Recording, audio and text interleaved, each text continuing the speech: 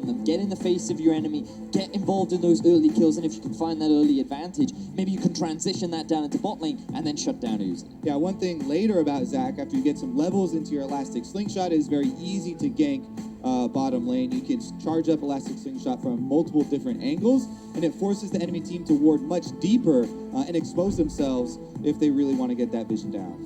Well, let's see how well EVS can play around that vision game, Kobe, because they've got to now lock in their AD carry and most likely supports as well. Cho'Gath, Alistair, phase 2 bans. Where do you think this Karma is going to end up? Seeing how we know it's a Rise, do you like it into Rise, do you like it somewhere else? And the fact that I suppose we don't have EVOS's duo lane, I guess that leaves difficult questions. I think they haven't decided yet, quick shot. I honestly think that their priority is to lock in a strong top laner right now and then flex it depending on what makes the most sense. The fact that they have banned the Thresh inclines to me that they are looking at a support Karma, because typically Thresh is very good into these squishy range supports. Yeah, it definitely could be the case. It's also decent in mid lane. You know, you get the banner minion, but against Graves, Graves is actually one of the junglers that is very good to call to your mid lane to kill one of those banner minions and help you out. And you can do it pretty quickly. Well, Letme's played one champion that hasn't been picked or banned this game. It was Maokai. The Shen, the Ornn, the Sion, the Cho'Gath, they're gone. Gangplank is available though, and we do know the power in which he can have heading towards the bot side of the map. And I think that it's a pretty safe pick into the Ornn as well, especially if you go for Grath. It does give you a little bit of a stronger trading pattern. And especially since they have a pure tank in the jungle, Zach, going to be able to scale up and be the front line for them. They already have long range initiation. Definitely like the pick up here for Let Me. Options here for EVOS. I like how as we've progressed throughout the tournament, Varus's priority has gradually dropped. When you think about the amount of success that he's had on day one, the fact that he now kind of falls behind things like Tristana surprises me, because we do see that Rageblade AD carry seems to be all the rage right now. Right, what do they round out this support with, Kobe? Honestly, I think they're going to want some extra power in the lane. That would be... Tarek. Trying to not exactly what I was thinking there, but because if you look at the jungle matchup and you want to use Graves offensively here, he could go to the Ornn lane into the Gangplank. You know, one thing we have seen solo kills Ornn on Gangplank, but also if you bring Graves up there, they can really pressure that area of the map. They've already locked it in though. They've gone with that Tarek for the bottom side. Now a Tristana rocket jumping in, they did buff the extra damage, and you can easily position a Tarek stun. So there still is potential there. It's just that it's very difficult, especially if you're against something like Karma speed up and a mobile Ezreal AD carry. Yep. Those things become very hard to lock down. We've also seen Ronopi use that stun very effectively earlier on in the group stage, and now we know that it is the Karma support because Xiaohu has locked in Zoe for the mid lane. Now we have seen Zoe and Ezreal as a duo multiple times now over the last few games, largely because it is a very strong poke siege setup. The fact that you have such long-range harassment, you can have it from so many different angles. Normally you pair it up with something like a Morgana, but a Karma can do a very similar job. And basically, whenever the enemy team groups up, you do not want to let them engage. You just want them to stand around trying to get close while you just keep throwing random stuff at them. You gradually hit them in the face and double tier with a 2-item Zoe. You take a lot of poke damage. Definitely agree. RNG going to try and get to their first item and then start taking advantage of that poke. The other thing about the bottom lane with Ezreal and Karma is it's so frustrating to gank early on. Yes. They should be able to stay very safe, and Uzi has been so good at farming up advantages in lane. Seems like he almost never misses the CS. All you really have to do is dodge the Tarek stun, and then you're pretty much good to go, because you have the speed up, you have the Ezreal jump, like so many tools in your kit to avoid a lot of the potential bot lane plays. And to add insult to injury, there's a Gangplank ultimate there to dissuade any potential gank. Yep, I definitely expect Yijin on the Graves to be playing the top triangle half of the map here, helping out Stark, maybe possibly even setting up a Warzone, the Rise, one of the champions that could definitely set up Graves ganks. I'd also love to see Yijin moving into the enemy jungle, having a little bit more control. Zach, we've talked about how weak his early game is. Yijin on the Graves can get that early advantage, but in order to do so, he needs pressure from his laners and coordination to make it happen. All right, so my eyes will be on Yijin then. Thank you very much, gentlemen. EVOS taking on Royal Never Give Up. Now we know, as we stated a whole lot, EVOS are eliminated. But listen to the RNG cheers here in Berlin. The amount of LPL jackets and signposts. It is flabbergasting, but when you have such a synonymous player like Uzi and a team like Royal that have been around for so long, it's not that surprising. Yeah, they are definitely favored to win this game. EVOS are the underdogs, but they're looking to make it happen, and already pings for possible invades. Doesn't look like it's going to happen, though. Well, when do you think is the time they'd fully cancel it? Around about 110? Is that a safe spot? We've seen these invades becoming a little later throughout every side. Well, I actually see them pinging inside the pit. They don't know where the gangplank is. They're actually just going to be 2 ships passing in the wind, or Stark actually is now chasing. No, there'll be a love tap, yeah. Parlay, Fellow's Breath. I think Stark wins the trade. Advantage EVOS in the damage craft. Yeah, I mean, anytime you go for a trade with a champion that has Klepto, though, do you really win? Touche. He didn't get much. Got a pot.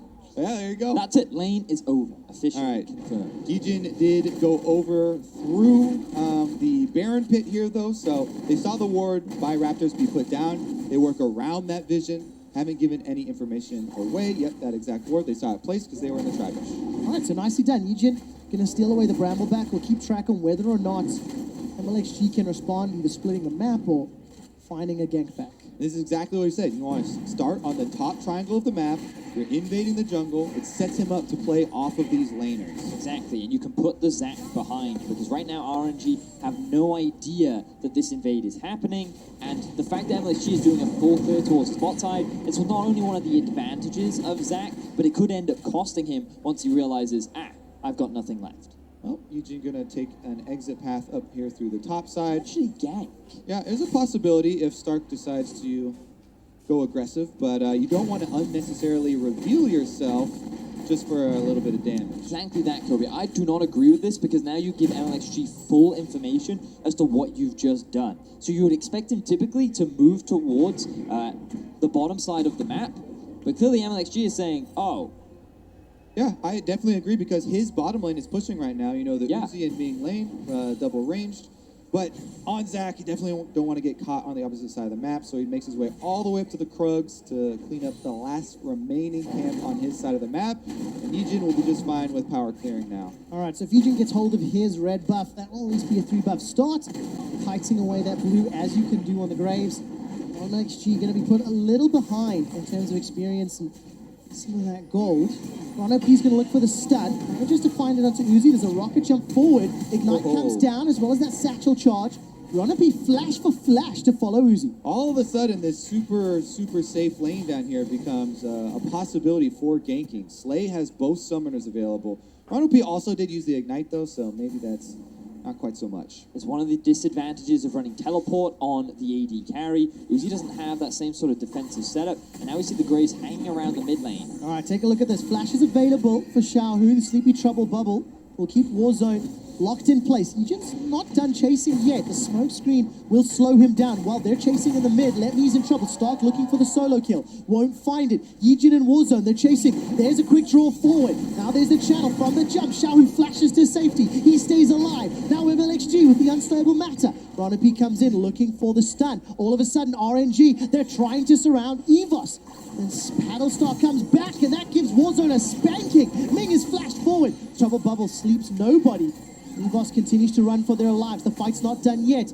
MLXG was looking and fishing for Ronop. He will not find him. A lot of summoner spells were used there from EVOS as they tried to chase it for a couple of early kills. Xiaohu very patient with his flash, baiting EVOS into this choke point where RNG could have potentially turned it around, but nobody ends up dropping, no deaths on either side, and now MLXG will look to steal away the red buff that was stolen away from them. In addition, the summoner teleport that you mentioned for Uzi on the Ezreal allows him to keep up the pressure. He goes back, buys the tier very early on with his big CS lead, then teleports back to keep up the pressure and disallow Slay from entering that room. Yeah, so even after losing that early trade, he doesn't really lose any HP. Immediately back, and now it forces Slay to be in this awkward position where if he backs, that already big CS gap is going to be made even bigger.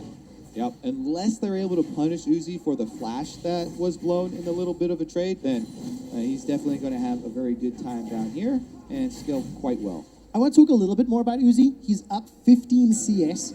Yesterday, he got 2 Kai'Sa games, and he played exceptional. 28 KDA, 82% kill participation is what blows my mind. The whole team just like, yep, you are the carry now, and we'll do everything we can to get you involved. Yeah, I believe he got 20 kills yesterday, and that moved him from like 7th in total kills from the tournament all the way up to 1st in a single day of plays. He definitely did a lot of work yesterday, and RNG looking to replicate that performance as they are 5-3 in the standings right now. First place is a potential opportunity for them as we see a bit of a trade in the bot lane. And Vedius, all those stats and numbers you just said was against RNG, and, against Flash Wolf, and Kingzone. So it was against two of the strongest teams in the event. RNG showing what their capabilities are. And they're going to try to do it again. Xiaohu's looking in the mid lane for Warzone. While the Orn Horn was summoned and Let Me flashes away from it. Warzone's alive for now, but he needs to dodge the paddle start, or he needs to dodge MLXG. No flash available for Warzone. He's going to be able to get sidestep. Stretching Strike comes out. Cleanse is used. A lot of damage on MLXG. The tower shot pops his passive. Not done yet. Slay now forced to hop away. All right, Gangplank ultimate comes down. There goes Uzi, aggressively shifting forward. No summoners other than the heal used by Slay. MLXG will survive for now. Did get the passive popped, though, from the side of Warzone, playing that as strongly as he could. Forced to use the cleanse, but RNG trying to keep up pressure in the middle lane. Yeah, and that pressure is definitely taking its toll here. Xiaohu on the Zoe, lots of kill pressure, and we've seen how little time it actually takes him to wear down his opponents and look for those solo kills. Continuing here on the top side of the map, though, Yijin sticking to that game plan. They haven't been able to actually come up with a kill on this top side of the map, but Let Me's flash is down. All right, Let Me's flash is down. MLXG's flash and passive is down. Eugen's going to use that end of the line, the smoke screen to secure the red buff. Another steal, some more control in the top lane. Just a quick one. RNG have only got first blood in 1 out of the 8 games that they've played. EVOS 3, they're looking to make that 4. They are heading up towards the top side. The important thing to note is Warzone is with them. He does have the ultimate as well, but EVOS have no idea that MLXG is lying in wait. No, they don't. Let Me will be the sacrificial lamb. MLXG just goes, peace, I'm out. He uses that elastic slingshot, and that's just an easy kill here. In fact, donated to Yijin. That is the most classic nope that we have seen. Xiaohu roaming to the bottom side, though, on the opposite end of the map to help out with a little bit of zoning here for the turret take. Oh my word. Poor Let Me. Yep. Didn't have his flash from earlier on in the game. He thought, hey, I've got my jungler here. I can push. I'm fine. And then all of a sudden, 2 members show up. And you know what? Poor Stoff, because Vedius, you were saying you didn't want to see him on Ornn, but he's very comfortable on that champion. He He keeps seems it. fighting on that Ornn the whole time. And he used it. He doesn't have the ultimate cooldown up right now. There we see MLXG being like, I recognize that this situation is dire for you, Let Me. However, how about you let me get out of here? But Does he always do that? he does, unfortunately. Unfortunately. No, I did the Rage Blade one earlier. I didn't even notice. Yeah, I know. It was unintentional. That's the worst part. But we're getting to 10 minutes, and yes, EVOS were able to pick up first blood, but as far as the stats are concerned, they've not got any first tower bonus gold across all 8 of their games. And when it comes to dragons, they've only got 1 first dragon out of 8 of their games. That's somewhere where RNG are a little stronger, and they've got strong laners in the middle and bottom, so they can set up around those objectives if they want to. And even though this is, the early game plan is play around the top side there for Yijin, it's difficult to see well, never mind, we're going to have Ron OP running here. We will. Flash and Ignite is available too. There's no support from anybody else. He flashes the True Shot Barrage. Mystic Shot from Uzi tags him. And they'll say, rinse and repeat, flashless Tarek, we'll get him next time. And the thing about Ron OP, right, is he's quite a fascinating alive character because he has a 40% kill participation so far in this tournament. And for a support, that is extremely low. So moving on from like the mid game onwards, I really want to see what Ron OP is doing in the mid game, because for you to have that little kill involvement when your jungler has like a 72% kill participation really speaks to what are you up to, Ron? Yeah, you kind of get the story of this team. If you look at it, you're like, oh, well, Yijin's the one getting a lot of the kills, and they play split push a lot, so, they're often spread out, and they don't really combine for a lot of those moves. But this game, their top laner is an Ornn, so they need to have him team fighting later on. He's been on 6 games, Kobe. What is he doing? Well, we're going to find out, because Let Me's going to back away. Uses the counter barrage to try to clear out this wave. I don't know if it will clear it, though. This could be the first tower for EVOS, but it's in a race. Uzi and Ming on the bottom lane, and first tower picked up by EVOS for the first time in 9 games. It's instantly responded, and Uzi and Ming are not done yet. They've got some support from MLXG if they want to continue to pressure, and we'll see whether or not Eugen and Stark show. And it's interesting. This kind of returns to what we were about to touch on before, as RNG are going to pick up this dragon. As the game plan, is top centered here for EVOS. Is an Ornn, camping for the Ornn, really going to out-carry camping for Uzi as we progress later into the game? Once Ezreal is able to get to the 1 and 2 item power spikes, it's going to be kind of difficult there for EVOS to really find those 5-on-5 victories, whereas having a Fed Ornn, he's tanky, but he's pretty much always going to be tanky, and the biggest part is the ultimate usage. Well, we'll keep our eyes on the damage that Warzone and Slay can get down, whether or not Stark can buy enough time for them to get the damage out, especially when you look at their CS differences. Warzone and Slay, both behind Xiaohu and Uzi. Uzi's going to look for Warzone now, uses that W spell thief to get some damage. True Shot Barrage flies across, an attempted steal or assist there from Uzi. Or just for some vision, who knows? Nevertheless, it resets the Herald. It's an even gold game, and RNG are on the offensive. They've got the first tower on the bottom lane, and they're pushing out into mid. What I find quite interesting about the Ezreal teleport is that it's now even easier for Uzi to farm, right? Because so far this tournament, I believe this is his first Ezreal of the tournament, and we already know that this guy is really good at farming, but when you can sit and play off on a side in and TP into a fight if you're needed, it's just the most efficient way to get farm all across the map and make sure that resources are constantly funneled into you. Yeah, in addition, he's Ezreal. He can use his ultimate to get even more CS. Oh my word. And a hard push here. So he has done this, pushed it on the bottom lane. Right now, though, RNG are resetting with 2 members recalling, so probably won't be too offensive of a move. But something you previewed earlier, Vedius, the poke that RNG have drafted. That is about to come to brunt here in the mid lane. They can group up, fire off these skill shots, and only a couple of them do have to land before Warzone is again pushed back to base, as it's been constantly done throughout this game. Yeah, and of course, you mentioned the fact that Uzi first Ezreal this tournament. Definitely not first Ezreal for Uzi. He's a pretty famous Ezreal really? player. Oh yeah, who knew that people with mechanical ability could play Ezreal so well? But of course, Uzi going to clear out that top wave. We saw a little bit of pressure in mid. Xiaohu and Uzi not going to stick around for the tower.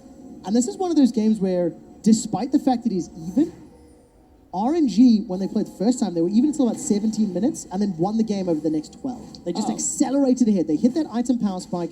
No Trinity Force yet for Let Me or Uzi. The moment those are completed, I would anticipate RNG to say, come at me, EVOS. I think we're ready to fight. Based on their tournament's trajectory, one would imply that would be the case.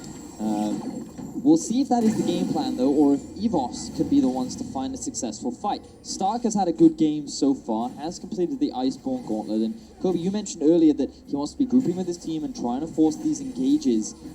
I wonder how well they'll be able to set that up against a team like RNG, who right now are just playing on all 3 lanes. Well, right now they're getting a little bit of counter jungling done, as Eugen stays a level ahead of the Zac, farming it up. But again, yeah, you're right. Like, usually the immediate answer that you think of when you think of poke is hard engaging on them, right? And the Ornn ultimate is going to be a core part of that. The other part is going to be the follow-up. How well can EVOS use this Rise ultimate? Maybe get some flanks in, come out at them from some sort of crazy angle, or do the vision work first. I always like to think of Taric as well and how well he combos with champions, because one of my favorite combos is the Taric Zac combo, where you have a long-range stun, but also it's very easy for you to spread that ulti out because you have an ulti for the front line and an ulti for the back line. But for EVOS, they can use the ulti early, but then how do you then necessarily get onto the back line? Well, unfortunately, you can't. You have to deal with the Zac first before you can then start getting onto all this poke that sits behind it. On the bright side, if they do find a way to deal with that Zac, there's a lot of squishy members. Graves, Rise, Tristana, be very happy. Look at this map swap at the moment. Trinity Force is completed. Gentlemen, Royal never give up, officially online. And with a minute 45 to a Mountain Drake, if they don't fight before that, RNG will definitely set their sights on the Mountain Drake. Actually, MLXG is just going to decide to fight right now. Elastic Slingshot in. Let's bounce out. True Shot Barrage flies across. Run OP flashing away. Cosmic Radiance will buy some time. Stark is teleported into a Sleepy Trouble bubble, but he managed to buffer the movement and dashes away to safety. RNG will get the TP, will get the flash from Ron OP, and most likely this mid tower. And they can just poke at this tower. They don't have to rush anything right now. They've got a Gangplank pushing on bottom side. Oh, they have indeed. Paddle Stomp to the face! Get dunked! Ron not so OP. Arcane shift over to the side. Uzi escapes with his life. RNG first kill. This is the very classic Zoe Ezreal combo that we've been seeing a lot so far in this tournament. Every time you try to defend your tower, it's like, here, play with me. And unfortunately, EVOS is losing every time they choose to play. Indeed. Look at that. Let me change the barrels onto Slay. Warzone's trying to zone him away. And they lose their tower in the mid lane. RNG 40 seconds to Mountain Drake. Gold is now 1,500 gold up. I'm looking for the paddle. I'm looking for the paddle. Oh, not going to commit. I thought Shao could have done it. He could have gone for it, Kobe. Could have done it. Did not decide to. As you said as well, though, the Drake will come up fairly shortly. And since they just took mid-turret and they already have deep wards, looks like RNG have pretty good handle on this game. And Uzi actually going to 1v2 on the top side a little bit instead. Nobody moving towards the dragon. Not just yet. That paddle stop fell just a little short. Defensive flash, fail flash.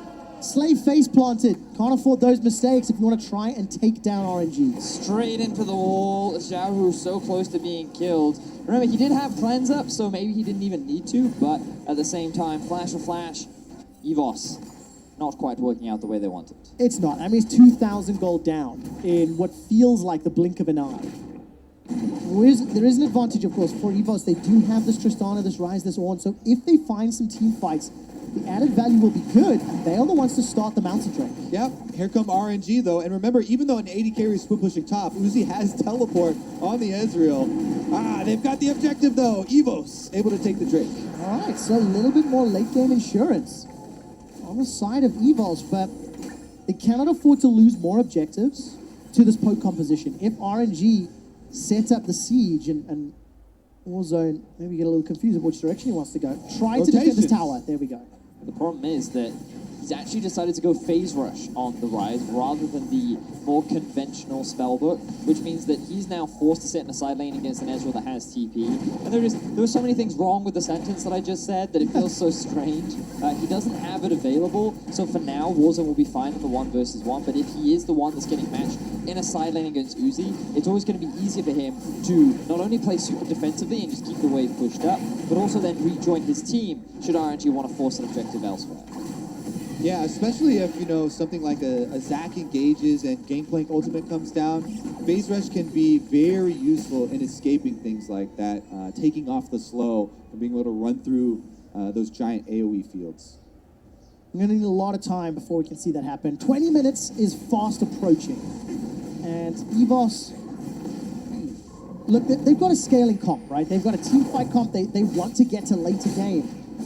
But there's no slouching on the side of RNG. Gangplank, Ezreal, going to do so much as this game scales up. And look at this, Uzi picking a fight with Yijin. Cosmic Radiance will buy some time.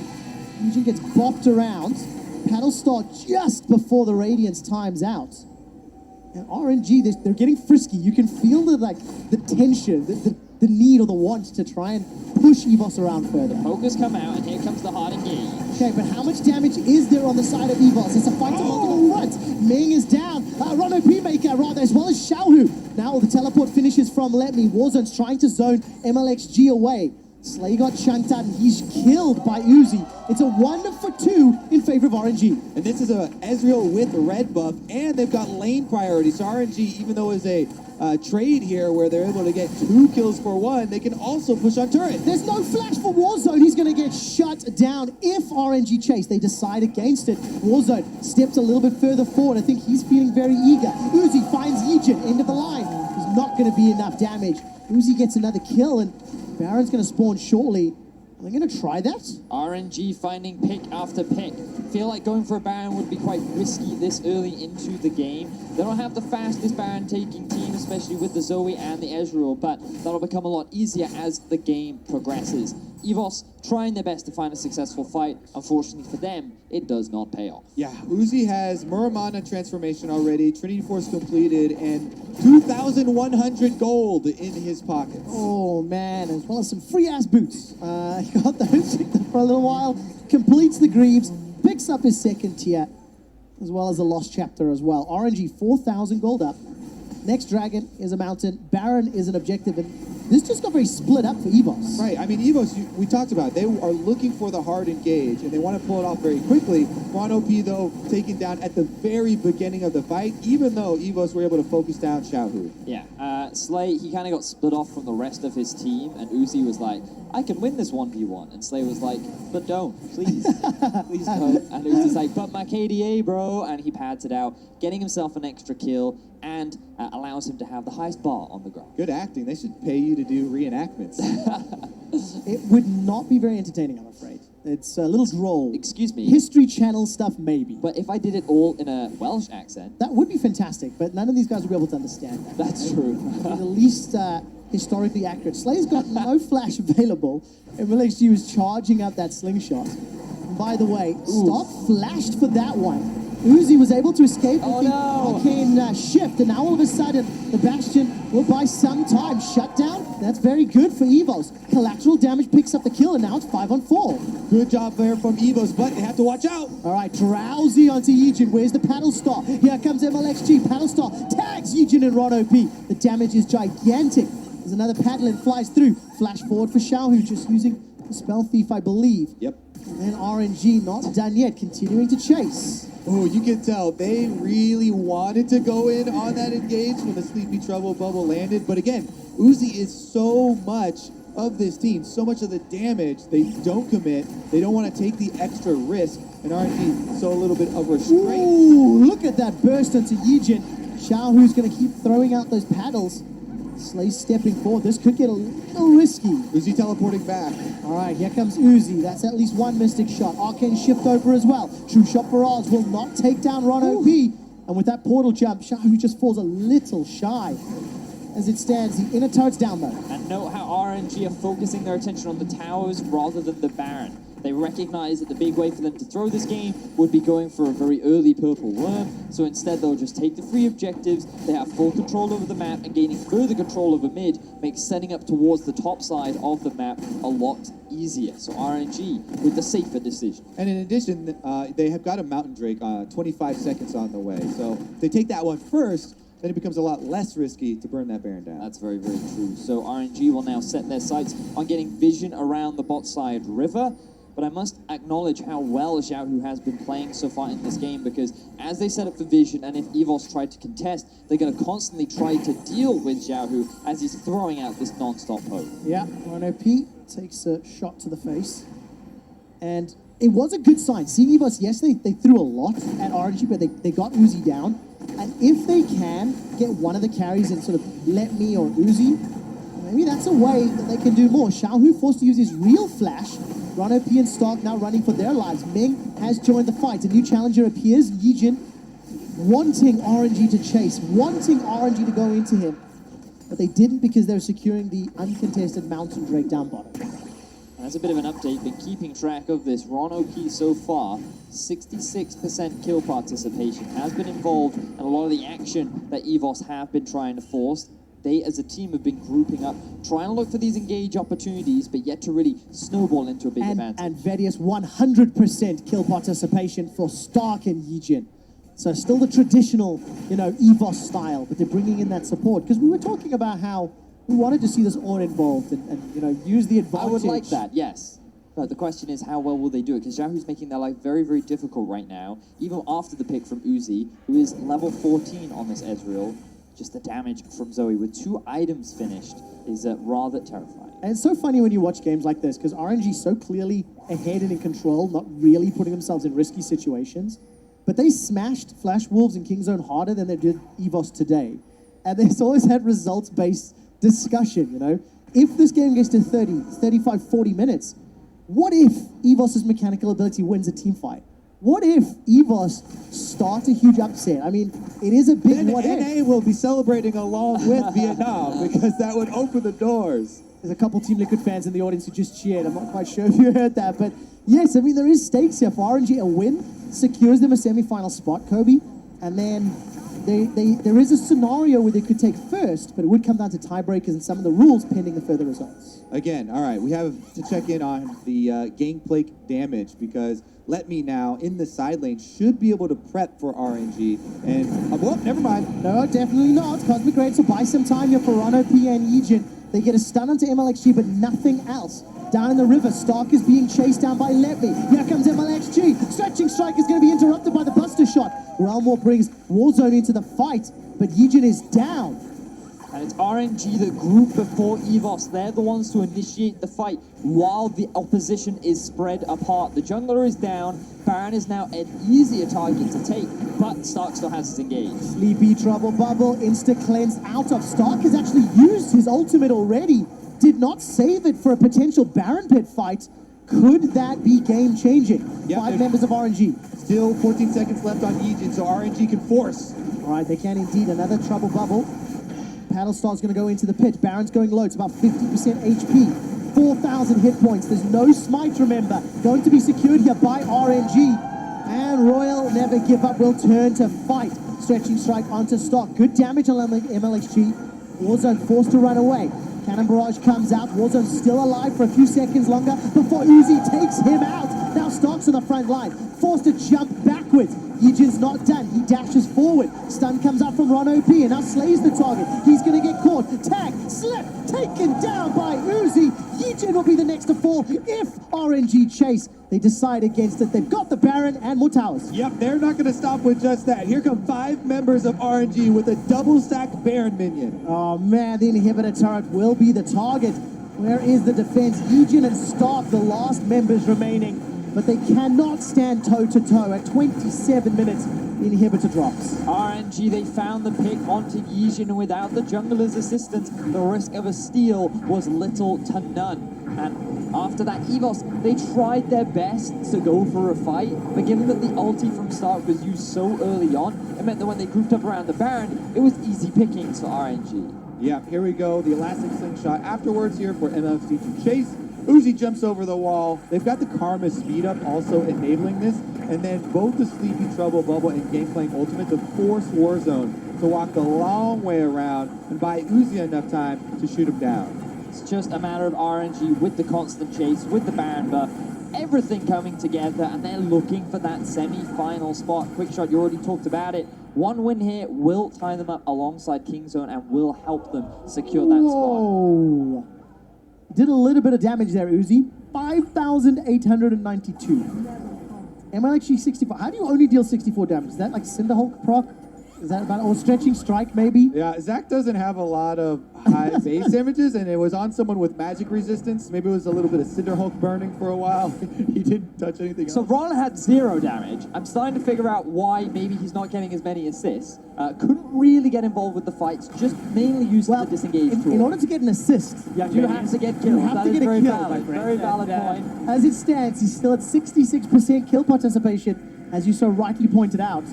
But RNG, they've got Baron, they've got a 10k gold lead. Played this one safe and by the numbers. Just guarantee themselves that top 4 seed. Oh! Slapped in the face. Oh, that is actually disgusting damage. But with the Void Staff, Nomicon, are you kidding me? Uzi sends his regards. The RNG fans in Berlin erupt in cheers. And in a 5 versus 4, Royal Never Give Up are taking down the base. Warzone will be the target. He's pushed away from the Nexus. And the 5-man stack of RNG are onto the Nexus turrets. Only Warzone and Stark remaining. Call of the Forge God did nothing. The Nexus turrets are falling. And RNG will take down EVOS. RNG qualify for the semifinals in Paris. Very dominant and convincing win coming off the back of RNG. Very much what you would like if you are a fan of RNG, especially going into the semi-finals. The remaining games today still mean a lot.